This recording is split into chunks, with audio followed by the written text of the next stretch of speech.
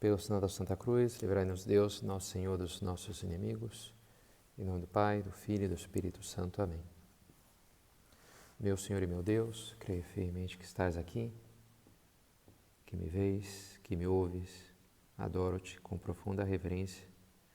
Peço perdão dos meus pecados e graça para fazer com fruto este tempo de oração. Minha Mãe Imaculada, São José, meu Pai e Senhor, meu anjo da guarda, intercedei por mim. Escreve São Paulo aos Efésios: State sunctinti lumbos vestros in veritate, et induti loricam justitiae. Ficai de prontidão, tendo a verdade como cinturão e a justiça como couraça. Os vossos rins, envolvidos pelo cinturão da verdade e protegidos pela armadura da justiça. Recentemente assisti uma série sobre Chernobyl, acidente de Chernobyl, e uma pergunta que aparece desde o começo, no primeiro episódio, acho que são 5 episódios, algo assim. Uma pergunta que percorre a série é a dúvida: como pode um reator RBMK explodir? Os cientistas, os engenheiros, quando vão se deparando com as evidências que havia havido uma explosão, vários deles não aceitam, porque não, esse tipo de reator não explode, não tem como explodir. E ao longo da série eles vão tentando, os cientistas, eles vivem um pouco esse drama, uma hora eles se dão conta que não, de fato, explodiu e continua ali, tem que aceitar a realidade. Mas a pergunta continua, mas como é possível? Eles fisicamente não se explicava aquilo. E é um pequeno spoiler, né? Mas enfim, é um fato histórico acontecido, né? Que seja uma história inventada. Mas então no final, que eles vão investigando ele vai montando um personagem central da história, que é um cientista, ela vai montando o quebra-cabeça e junto com uma outra cientista também, que estão atrás da verdade, e vêm lá e descobrem que tinha um artigo que aí foi censurado umas páginas e aí foi descoberta uma coisa, mas não foi revelado porque deixava mal a ciência russa, e depois alguns testes ali que foram feitos e foram meio maquiados para facilitar a promoção, enfim, por mil interesses escusos ali de um e de outro, e a verdade vai sendo obscurecida de um lado, de outro, a coisa vai... E uma cena forte assim, né, esse investigador no final ele já mentiu muitas vezes, ele vai numa conferência internacional, mas depois ele está na última investigação final ali na própria Rússia, e ele então vai dando explicação para o júri, o que aconteceu, vai mostrando os erros dos administradores ali Mas depois ele até fala de um erro seu, e ele fala dessas pesquisas que eles mesmos não sabiam porque foram omitidas, então foi... E ele começa a falar da mentira, né? Da mentira que permeia todo aquele sistema. Ele fica na dúvida se eu faço isso, não faço, é um drama moral, assim, um dilema. Mas na hora lá ele pega e fala tudo, assim, né? E termina com essa conclusão: pois querem saber como um reator RBMK explode? Mentiras. Mentiras. Interessante, né? Ok, ele explica a coisa física, os componentes, mas no fundo a raiz da coisa não é porque é urânio, a partícula de grafite, que não sei o quê. No fundo é porque tudo era um sistema permeado da mentira por todos os lados, e é uma coisa soma, acumula, e chega uma hora, estão ali, né? Dezenas de milhares de mortos e um dano humano e material inestimável, né? Por isso é interessante, né, que essas palavras de São Paulo: ficai de prontidão, tendo a verdade como cinturão, a justiça como couraça. Essa meditação do nosso recolhimento do mês de abril, a primeira meditação, é sobre a sinceridade. E eu queria falar sobre a sinceridade partindo de 3 citações do Novo Testamento. A primeira é essas palavras de São Paulo aos Efésios, né? Como ele vai descrevendo a armadura do cristão, e a espada, e o elmo, e a bota, e ele fala, né, da couraça, da armadura, da justiça e o cinturão da verdade. O cinturão como faz parte daquela roupa, daquela armadura, e ao mesmo tempo ele ele mantém unidas as peças, né? O cinto ele junta ali a parte de cima com a parte de baixo. E o judeu precisava cingir-se, né? Ele usava aquelas túnicas compridas, em casa ele ficava ali tranquilo, numa boa, mas quando ele ia sair para andar ele precisava se cingir, precisava se levantar um pouco. Eu que uso batina, às vezes tem um pouco para subir a escada, tu tem que levantar a batina, né? Porque senão tu tropeça na batina. Para correr, você tem que carregar uma coisa numa mão, tem que levantar a batina com a outra. É preciso, né, essa roupa muito solta gera problemas. Então, na hora do combate, na hora da corrida, é preciso cingir-se. O cinturão me permite andar tranquilo, se for caso correr. O cinturão da verdade. Numa das cenas, não sei se aparece antes ou depois agora, mas ele está gravando esse mesmo personagem, que é um personagem histórico, né? O Valery Legasov, ou como se pronuncia em russo, ele está fazendo uma espécie de depoimento ali, que vai gravar e vai escondido do governo. E ele fala, este ao final, o bom legado de Chernobyl. Antes, eu temia o preço da verdade. Agora só me pergunto, e qual é o preço da mentira? Interessante, né? Antes ele fala, a verdade é essa daqui. Mas se eu falar a verdade, o que isso vai me custar? Ah, vão me demitir, não vão aceitar o meu trabalho científico, vão... Ok, então abrir mão da verdade. Mas agora, porque aquilo ia custar caro demais, né? Dizer a verdade, enfim, no final ele paga o preço e é uma espécie de mártir, né? Da ciência da verdade. Mas antes não tinha querido pagar o preço da verdade. Até que ele se deu conta onde pode chegar o preço da mentira. E essa é a primeira ideia que eu queria explorar aqui na nossa reflexão de hoje. O preço da mentira, né? O poder destruidor da mentira. Porque às vezes pode parecer que a mentira é uma saída fácil, oportuna, um truquezinho mais ou menos esperto, inteligente para contornar uma situação indesejável. Assim, eu não queria mentir, não é que eu goste disso, mas é que é tal a circunstância, sabe, se eu falar a verdade agora, vai ser muito desagradável, a pessoa vai ficar chateada. E se eu der uma mentirinha, uma mentidazinha ali, tudo bem, né? É legal, né? Mas, cara, tudo bem, eu contorno o problema, depois eu dou um jeito. E as pessoas podem construir uma vida assim, com essa estratégia falida, né? Com essa estratégia infeliz. Um caso famoso, Nick Leeson, CEO de um banco inglês, falido em 1995, que ele era um cara jovem, super inteligente, uma carreira brilhante, uma formação acadêmica invejável. Mas uma hora ele falhou, ele apostou numa coisa ali e deu errado, e aí o banco perdeu dinheiro por uma decisão, por uma aposta sua. E ele até então ele tinha assim uma imagem do visionário, do cara que nunca erra, então aquilo lhe feriu muito.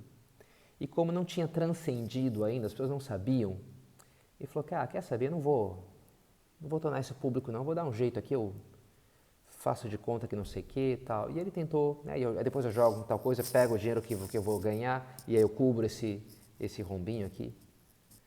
Então ele optou por esse caminho. Só que ele fez essa segunda jogada e deu errado outra vez. E aí o rombo, o que acontece? Aumentou, né? Mas ele era um cara inteligente, esse foi o problema, essa foi a perdição dele, né? Então ele sempre bolava uma outra saída. Genial, né? Tudo bem, o problema ainda não saiu aqui do controle, eu consigo resolver esse assunto. E sempre ia mentindo, e as mentiras iam aumentando. E é o pensamento marginal, né? Eu sei que isso aqui, nunca fiz esse tipo de falsificação, mas perto de tudo que eu já fiz antes, isso aqui é só um pouquinho a mais, né? É o pensamento marginal, só uma margenzinha. E aí aí depois dava um outro passo e a coisa ia crescendo, né? Pouco a pouco. Até que chegou no final que era um rombo, né? De 1,3 bilhões de dólares, um banco de 263 anos falido, vendido por uma libra, 1.200 empregados demitidos, e ele preso por 6 anos e meio. E era, um cara normal, não é que fosse um assassino, mas não quis admitir um pequeno erro. Ali ele optou por entrar pelo caminho da mentira. E ali recentemente escutei também um podcast interessante, né, de um homem também, que trabalhava no mercado financeiro e foi preso, porque por uma crise lá, um relatório, ele trocou um dado e acabou na prisão. E depois toda a reflexão dele, um depoimento interessante, né, eu errei, eu enganei as pessoas que confiavam em mim, aquilo fez bem para ele diz, a prisão me fez muito bem, né.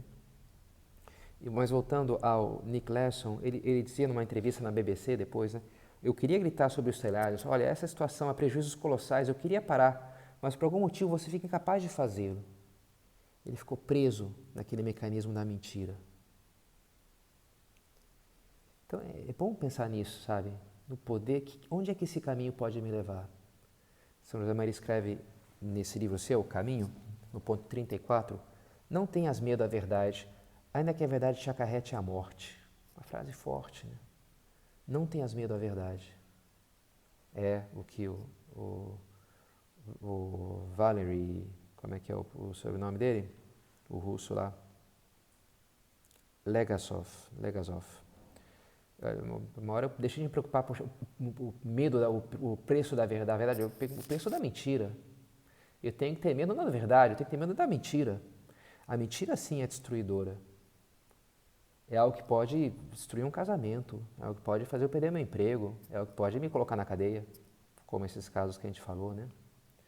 Ter medo da mentira. A mentira é algo que a gente tem que realmente... Não quero, né? Não é uma coisa inocente. Não, inocente coisa nenhuma. Nunca é algo inocente, né? É algo que, se é uma mentira mesmo, claro, uma brincadeira, sei lá, né? Se uma pessoa está num palco, no teatro, meu nome é Hamlet, aquilo não é uma mentira, é uma atuação, é uma piadinha. Agora, mentira mesmo, eu enganei alguém propositadamente, isso que é uma mentira, né? Isso sempre é uma violência contra a verdade, contra a minha alma, contra a relação com as pessoas. Interessante, né? O russo Valery, ele começou, quando ele enfrenta, abraça a verdade, compra a briga, ele fala, bem, agora sim, começou a ser um homem essa pessoa, né? Começou a ser uma pessoa de verdade.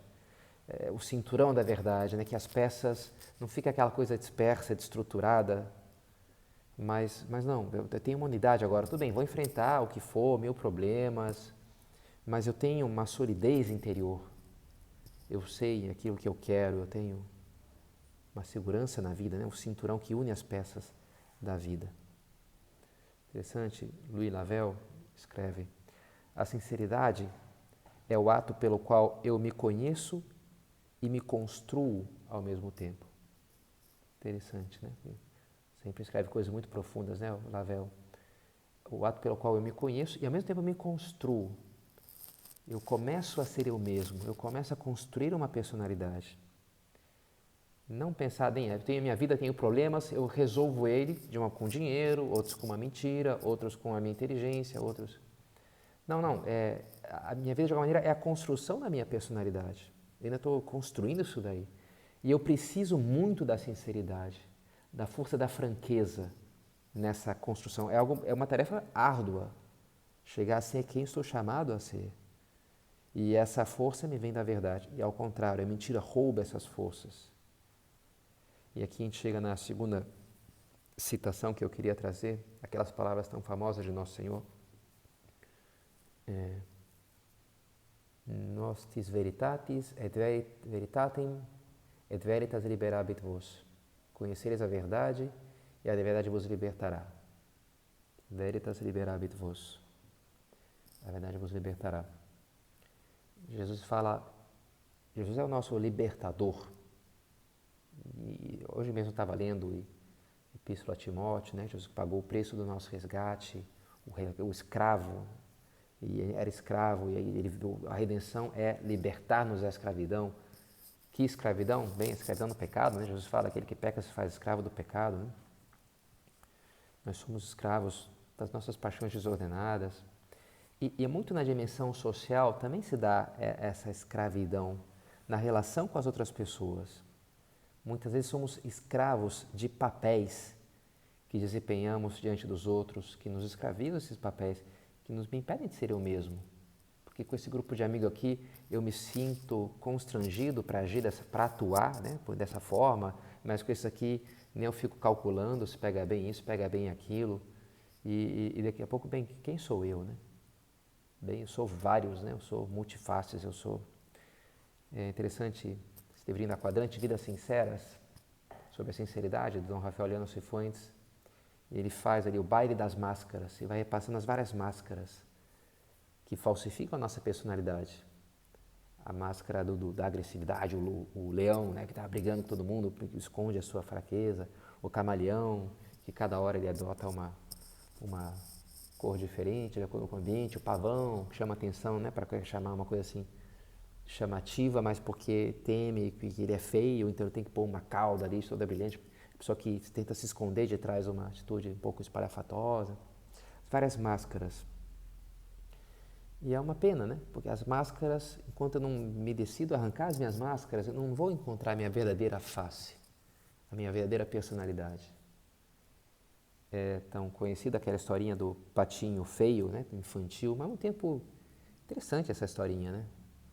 O patinho que sofria bullying dos outros patinhos, porque ele tinha um bico meio torto, porque os pés eram diferentes, porque o pescoço era meio curvo. Todo esquisito aquele patinho, né? E aí os outros patinhos pegavam no pé dele, porque ele não andava direito, anda direito, porque essa tua cor estranha aí dos teus, é todo errado, né? Um pouco assim, né? E na verdade aquele patinho era um cisne, era muito mais do que um pato, não era um pato. Agora seria uma pena, né? Se ele por ficar ali por complexo de começar agora a fazer uma cirurgia no bico para ficar igual, tingir os seus... Não, tu és muito mais do que isso, né? E assim, e somos nós, né? Quando a gente tenta vender porque agradar os outros, né? Então aqui com esse pessoal tem que agir assim, porque assim é que pega bem, eu tenho que fazer de conta que eu gosto disso, na verdade eu não gosto, mas pega bem gostar desse tipo de música, com esse grupo, do esporte, ou falar assim, né? Das mulheres, com esses amigos aqui mais canalinhas, ou com esse pessoal aqui mais sério, né? Tem uma postura mais... Uma pena, né? A pessoa que está sempre atuando, de alguma maneira está sacrificando o seu ser no altar da aparência.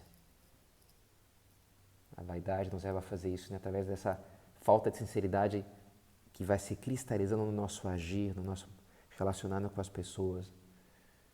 Alguma vez já comentei, né? Que me chamou a atenção, os guris no colégio lá que tomavam uns anabolizantes para ficar fortão. E um anabolizante era para estufar o peito, assim, né? Ficar com o peitoral amplo, assim como, né? Um cara fortão. Né? Só que o anabolizante ele tinha hormônio feminino.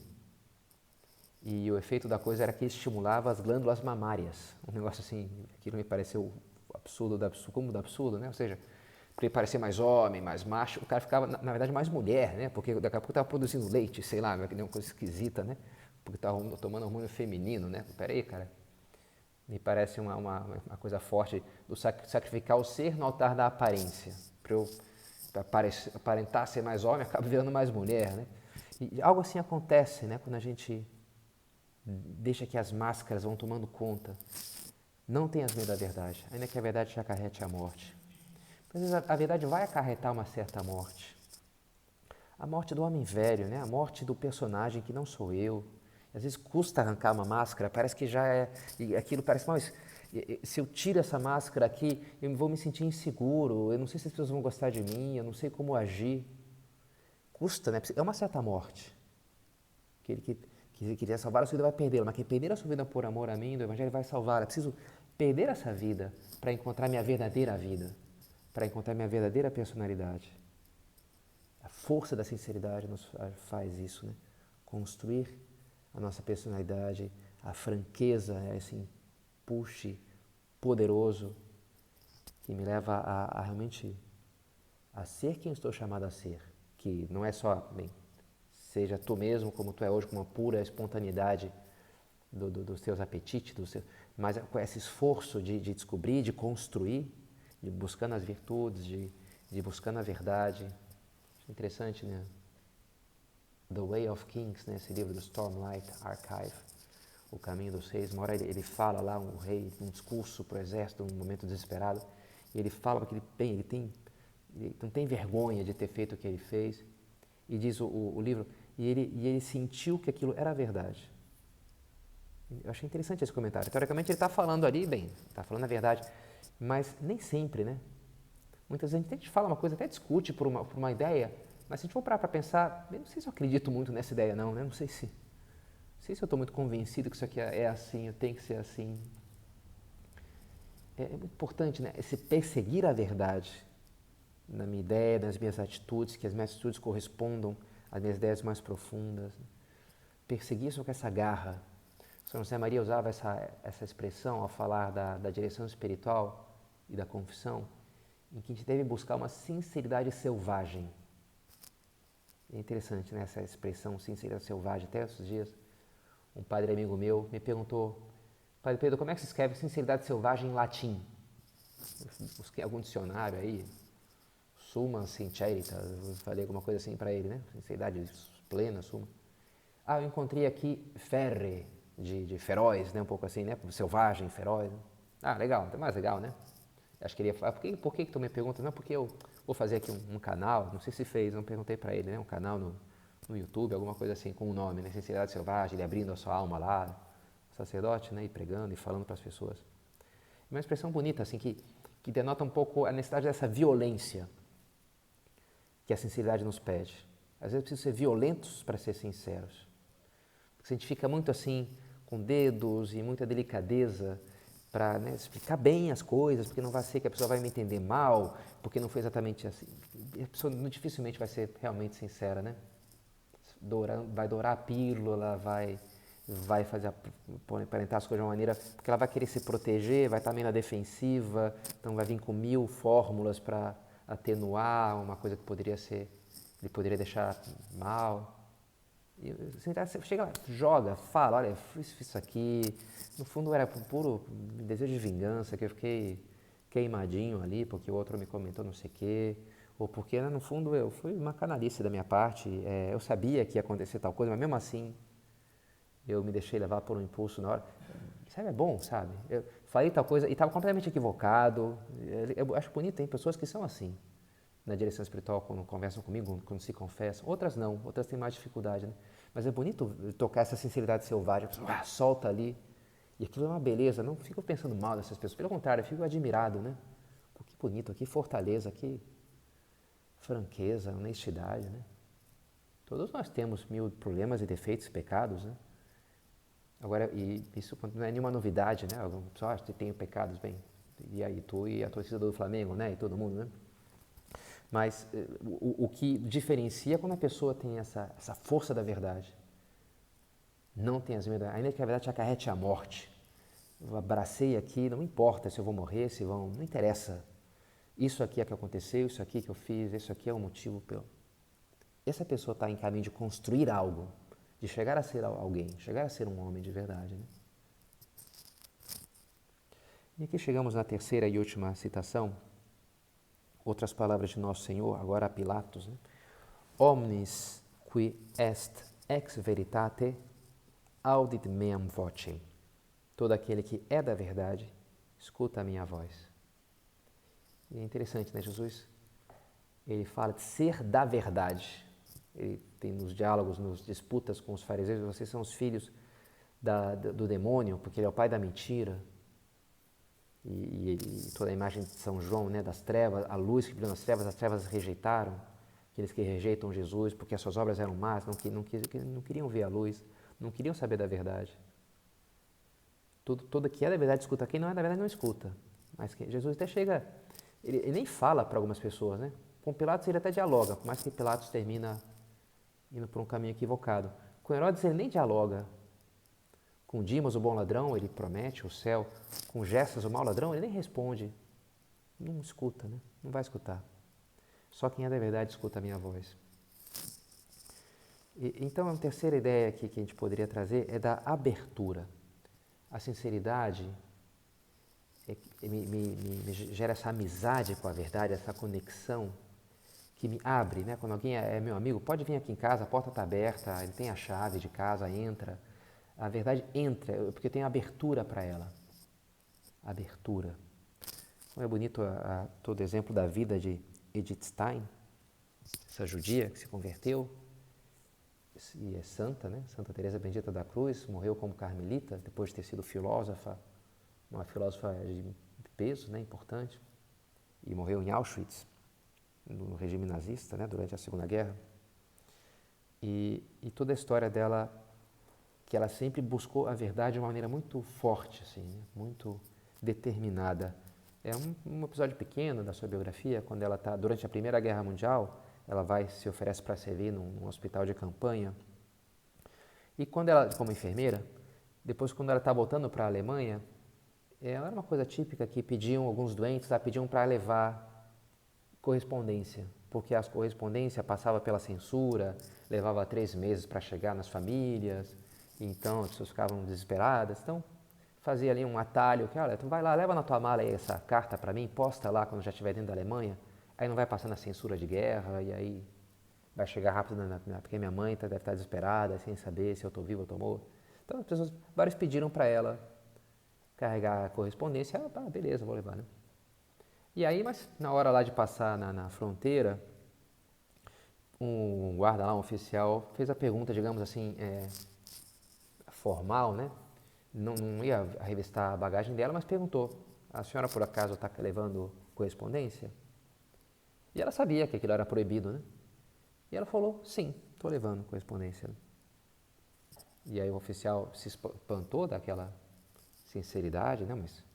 E aí ela foi lá para um juiz e o juiz, né, julgando lá e tal, e falou, mas querendo um pouco facilitar, viu que era uma enfermeira ali, uma pessoa assim, não era nenhuma espiã, né? Mas a senhora sabia que era proibido se levar a correspondência? Se ela dissesse, não, foi mal, não sabia, né? Beleza, tá, tudo bem. Mas ela disse, não, eu sabia sim, eu sabia sim. Mais uma vez, falou a verdade, né? E também o juiz ficou, né? Ele tinha dado uma saída fácil para ela e ela não aceitou aquela saída fácil, né? E aí ficou meio sem saber, deu uma bronquinha nela e liberou e não teve maiores consequências, né? E ela relatava e dizia, olha, por nenhum preço teria dito que não sabia nada. Teria preferido ir à prisão a mentir. Interessante, né? Como ela tinha essa coisa, não temendo a verdade, ainda que a verdade acarrete a morte. E é um episódio pequeno, mas que fala muito da sua personalidade e do que vai acontecer com ela depois na vida, quando ela vai, pouco a pouco, questionando a sua fé, a sua criação judaica, e uma hora vai ter um contato com o cristianismo, em concreto com a vida de Santa Teresa d'Ávila, vai pegar numa noite ali o livro da vida, de noite pegou e só largou, né, de manhã cedo, e aqui está a verdade, né? Falei desse exemplo na meditação passada sobre a leitura espiritual, né? E aqui está a verdade. Quando ela tocou a verdade, na hora aquilo ressoou dentro dela, isso aqui é a verdade. Porque ela sempre cultivou essa abertura. Então, e as pessoas que habitualmente falam a verdade, são honestas, elas têm uma abertura, uma capacidade de absorção das verdades, das coisas, dos sentimentos das pessoas. O hábito de mentir vai nos fechando, né? Eu vejo pessoas, né? Conheço, enfim, a direção espiritual nos dá muitas experiências, e tu vê gente que habitualmente mente, e eu conheço gente assim, que tem esse triste hábito, né? Como a vida fica travancada, né? Às vezes pessoas que disseram uma mentira, e aquela mentira escalou, e aí depois para voltar atrás, e conheço caso bonito de volta atrás, e para desconstruir tudo aquilo e voltar. Agora, também é bonito ver pessoas que estão sempre dizendo a verdade, sempre, porque isso exige fortaleza, né? E como elas vão se enriquecendo cada vez mais pela vida, né? Porque elas têm essa abertura para a verdade, elas fecharam com a verdade e não abrem. A frase da música dos Beatles, no fim das contas, o amor que você recebe é igual ao amor que você dá. Isso vale para o amor e vale também para a verdade. Uma pessoa que é sincera, ela fala a verdade, ela expressa a verdade, ela recebe mais verdade, a cota dela de verdade aumenta. E muito não só na abertura à realidade em si, mas muito específico com as pessoas. Interessante uma frase. Se você engana alguém, perde um dos maiores tesouros da vida.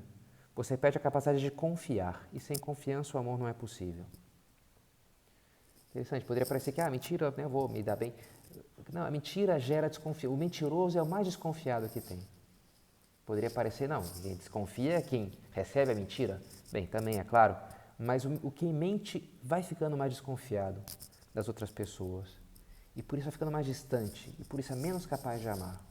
Porque sem confiança não há amor, né?